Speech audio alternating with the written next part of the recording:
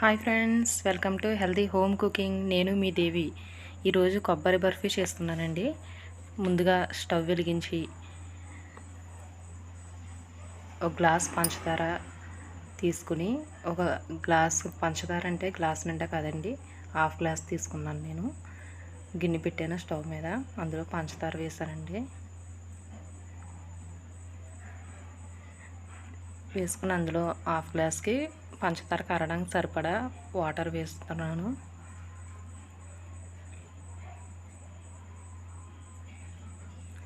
Water వేసానండి. ఇప్పుడు ఇది పాకం రావాలి మనకి. ఫ్రెండ్స్, నా వీడియో మీకు నచ్చినట్లయితే ప్లీజ్ లైక్ చేసి, షేర్ చేసి, బెల్ ఐకాన్ క్లిక్ చేయండి. నా ప్రతి వీడియో మీకు వస్తుంది. Please subscribe friends. మనకి ఇలా ఈ పాకం కన్సిస్టెన్సీ చూసుకుంటే అది మన వేలు మధ్యన తీగలా రావాలండి. లైట్గా చిన్న తీగ కింద రావాలి, అంటుకోవాలి రెండు వేళ్ళకి. అలా వస్తే మనకు సరిపోతుందండి. ముద్ర పాకం మనకు అవసరం లేదు.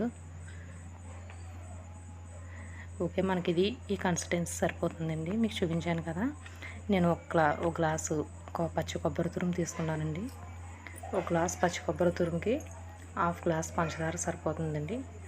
స్వీట్ ఎక్కువ తినే వాళ్ళైతే కొంచెం వేసుకోవచ్చు పంచదార, ప్రాబ్లం ఏమి ఉండదు. బాగా మిక్స్ చేసుకోవాలి.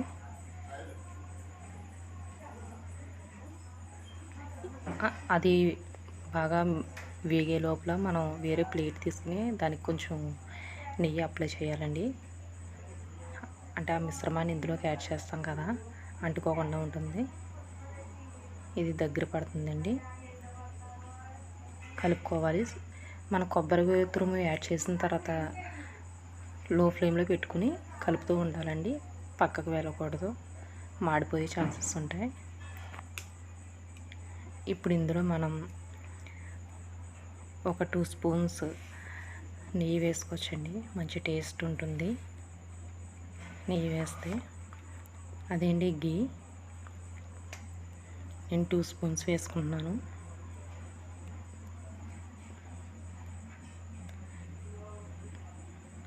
టూ స్పూన్స్ వేసుకుని మంచిగా మిక్స్ చేసుకోవాలి.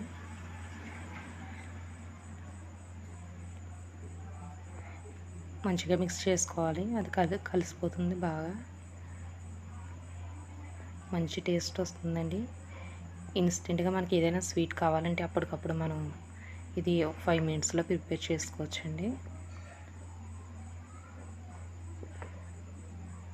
ఓకే, మనకి ఇలా దగ్గర పడుతుంది చూడండి. మనకి ఎలా సరిపోతుందండి. ఇప్పుడు మనం దీన్ని నెయ్యి అప్లై చేసుకున్న ప్లేట్ ఉంది కదండి, అందులోకి తీసుకోవచ్చు. ఇలా సరిపోతుందండి. నేను ఆ ప్లేట్లోకి యాడ్ చేసుకుంటున్నాను. ఇప్పుడు ఆ ప్లేట్లోకి యాడ్ చేసుకుంటున్నానండి.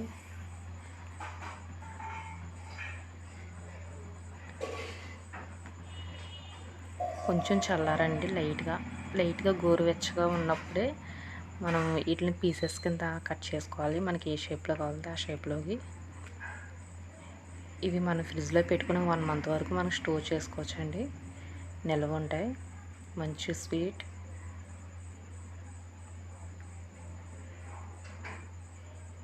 ఎవరికి నచ్చిన షేప్లో వాళ్ళు కట్ చేయొచ్చు.